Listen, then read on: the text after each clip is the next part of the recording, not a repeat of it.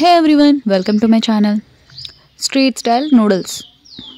ఇది ఇంట్లో మనం ఎన్ని రకాలుగా చేసినా సరే బయట తిన్న టేస్ట్ అయితే రాదు కదా. ఎగ్జాక్ట్గా బయట తిన్నట్టే ఇంట్లో ఎలా చేయాలి ఏంటి అనేది ఈ వీడియోలో అయితే చూసేయండి. చాలా క్విక్గా అండ్ ఈజీ ఇంగ్రీడియంట్స్ ఈజీగా అయిపోతుంది. Let's begin. ముందుగా స్టవ్ వెలిగించుకొని గిన్నె అయితే పెట్టుకుని వాటర్ పోసుకొని ఎసరు పెట్టుకున్నాను. ఇది లూజ్ నూడిల్స్ దొరుకుతాయి కదా, మనం ఇప్పి అవి తినకండి, అవి హెల్త్కి అంత మంచిది కాదు. అంటే ఇవి హెల్త్కి మంచిదా అంటే ఇవి కాదు, కాకపోతే అప్పుడప్పుడైతే తినొచ్చు. ఇలా వాటర్ బాయిల్ అయిన తర్వాత నేను ఇక్కడ ఒకటే చేస్తున్నాను.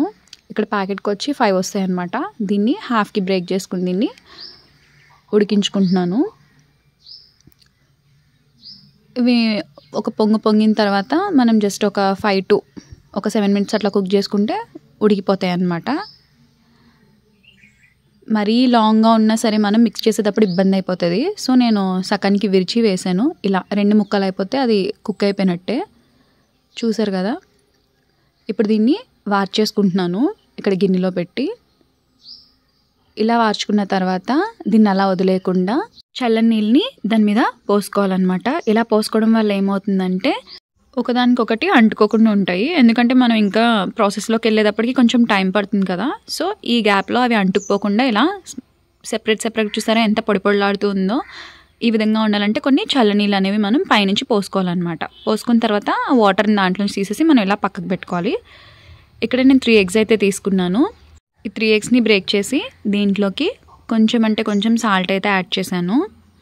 ఈ సాల్ట్ అయితే యాడ్ చేసుకుని దీంట్లోకి దీన్ని బాగా బీట్ చేసుకుని ఎగ్స్ని పక్కకైతే పెట్టుకున్నాను. స్టవ్ మీద ప్యాన్ పెట్టుకొని దానిలో కొంచెం ఆయిల్ అయితే పోసుకొని ఈ బీట్ చేసుకున్న ఎగ్స్ని దాంట్లో వేసేసి కొంచెం సేపు కదపకుండా అలా ఉంచేస్తే మనకి పెద్ద ముక్కలనే వస్తాయి. వెంటనే గరిటె పెట్టి కదిపేస్తే చిన్న ముక్కలు అయిపోతాయి అన్నమాట. తినడానికి అంత మంచిగా అనిపించవు. కొంచెం సేపు అయ్యాక ఇలా ఆమ్లెట్ లాగా అయిన తర్వాత మనం దాన్ని మెదిపితే అప్పుడు కొంచెం పెద్ద ముక్కలు అవుతాయి అన్నమాట. చూసారా, నేను చూపించిన విధంగా ఇలా చేశారంటే మీకు పెద్ద పీసెస్ అయితే వస్తాయి.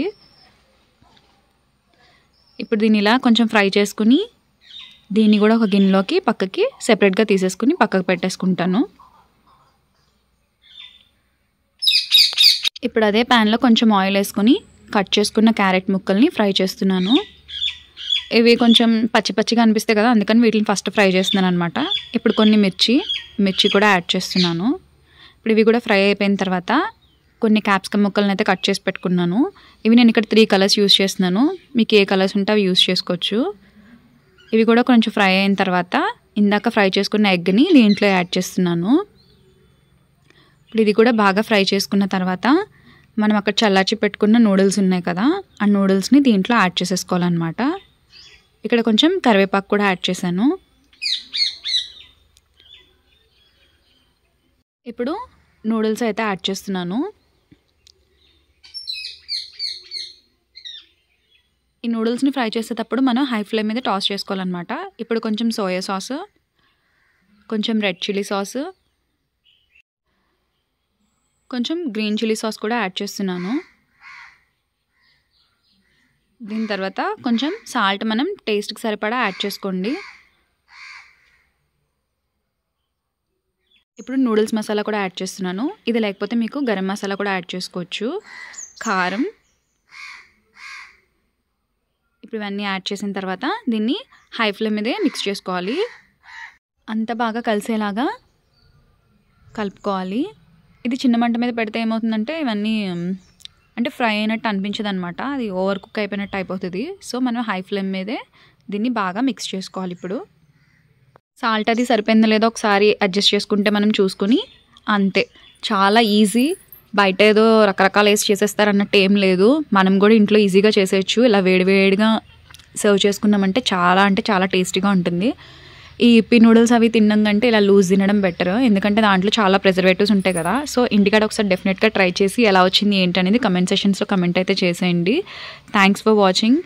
ఇంకా మోర్ వీడియోస్ కోసం నా ఛానల్ని సబ్స్క్రైబ్ చేసుకోవడం మాత్రం మర్చిపోకండి. మీ ఫ్రెండ్స్ అండ్ ఫ్యామిలీకి కూడా షేర్ చేయండి. కమెంట్ సెక్షన్లో కమెంట్స్ అయితే మాత్రం పక్కా చేయండి, ఎందుకంటే మీ ఫీడ్బ్యాక్ నాకు చాలా ఇంపార్టెంట్. సో ప్లీజ్ కమెంట్ చేయండి.